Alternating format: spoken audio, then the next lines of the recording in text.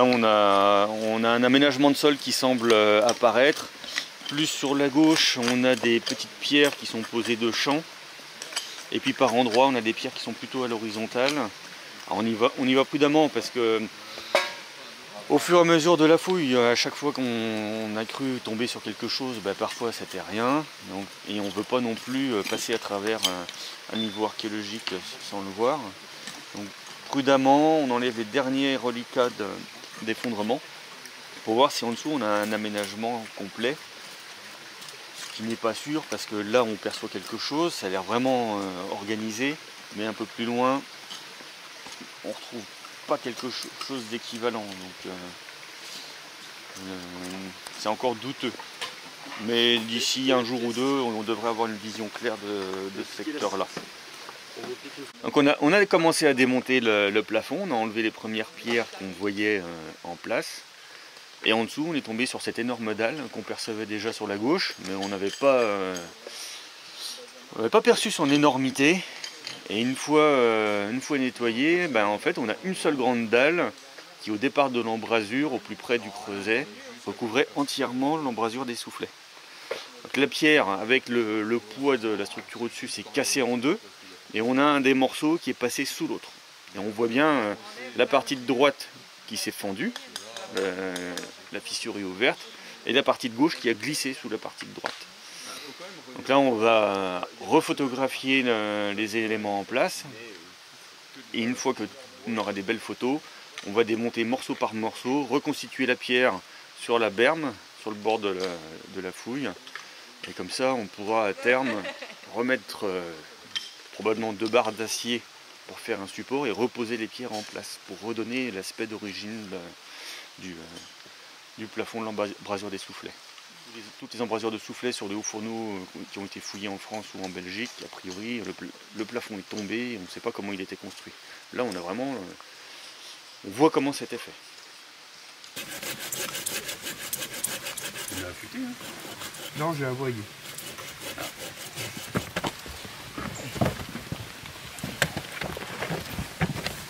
Sauf qu'il est en train de rifler ça. Tu vois?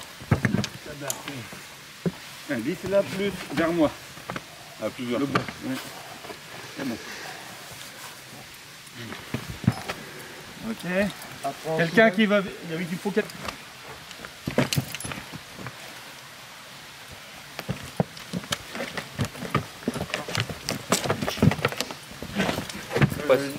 Continue pas en marche arrière. Ouais, éloigne-toi, tu vas te faire mal. Va te mettre de l'autre côté là. Voilà. Allez. On monte là. Vous posez sur la berge. Sur la berme. Je vais la poser. Et voilà. Bien voilà le premier morceau. Bébé, beau bébé. Hein. On va le mettre juste devant l'autre. Attends, quel sens il était? Dans ce sens-là.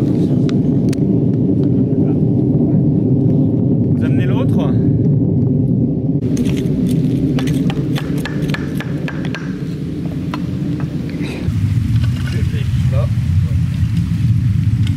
C'est bon. On commence à reculer, doucement. C'est bon.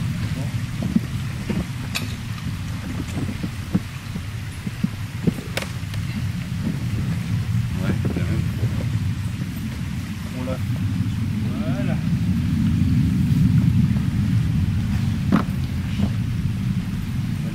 On va le glisser sur les morceaux. Voilà. Ok, prêt. Merci. Hop, c'est bon.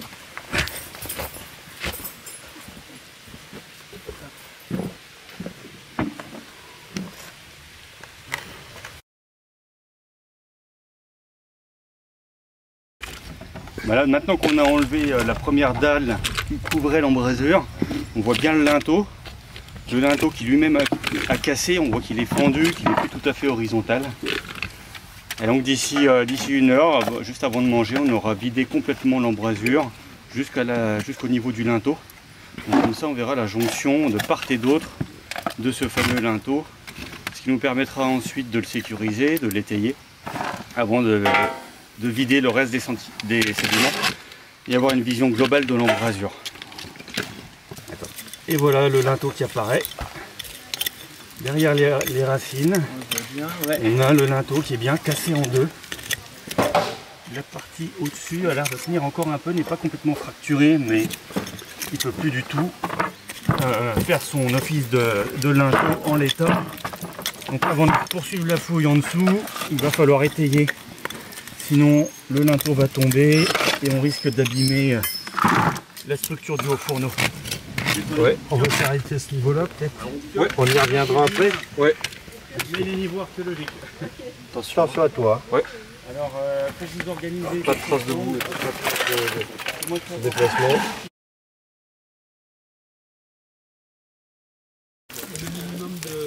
Donc il y avait une communication entre les deux parties. Ouais. On met pas les sous de terre.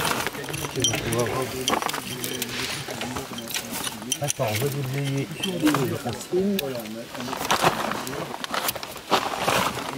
Putain, puis on trouve de la belle scode pour engin. On peut la mettre de côté. Ouais. Donc voilà, on a trouvé un petit clou dans l'embrasure des soufflets. Ça doit être au niveau de la soufflerie. Et à l'intérieur, ça me paraît être bouché par du laitier. Ouais. C'était dit, il va tout nous faire tomber dessus. Mais il faut qu'il baisse sa main là. Bouge ta main, t'es dit. Baisse sa main, c'est bien. On arrive sur la couche noire. Ouais.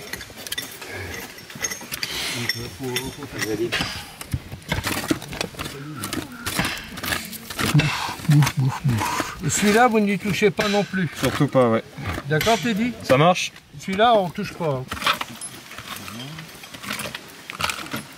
Putain, ça bouge beaucoup. Hein.